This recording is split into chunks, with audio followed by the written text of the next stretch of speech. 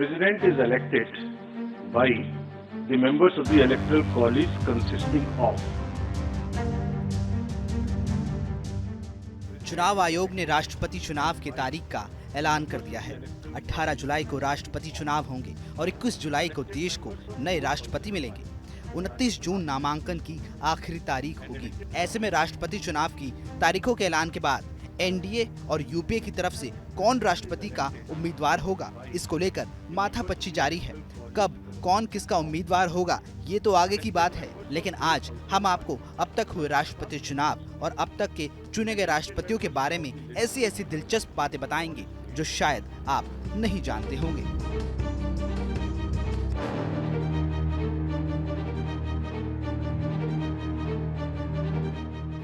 रामनाथ कोविंद देश के दूसरे दलित राष्ट्रपति हैं। रामनाथ कोविंद से पहले 1997 में के.आर. नारायण ने बतौर दलित उम्मीदवार जीत हासिल की थी। रामनाथ कोविंद बीजेपी के पहले ऐसे नेता हैं जो राष्ट्रपति बने।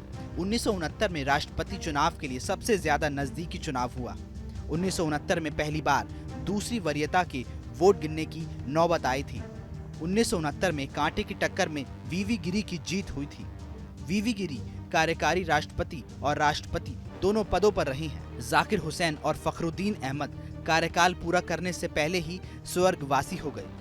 नीलम संजीव रेड्डी पहले राष्ट्रपति थे जिन्हें निर्विरोध चुना गया था।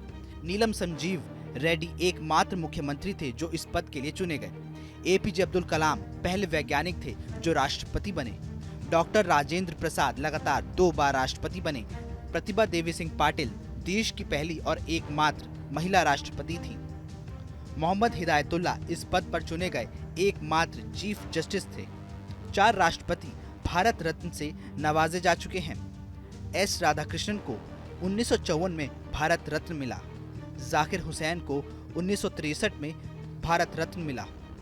एपीजे अब्दुल कलाम को 1997 में भारत रत्न से नवाजा गया। President is elected by the members of the electoral college consisting of elected members of both houses of parliament, Rajya Sabha and Lok Sabha, and elected members of the legislative assemblies of all states, including National Capital Territory of Delhi and Union Territory of Pondicherry.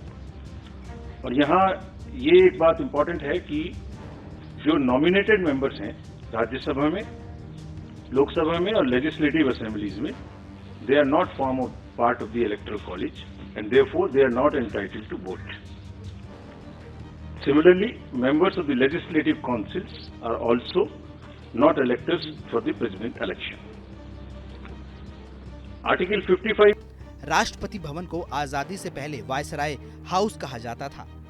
Doctor Rajendra Prasad के समय viceroy house का नाम राष्ट्रपति भवन रखा गया।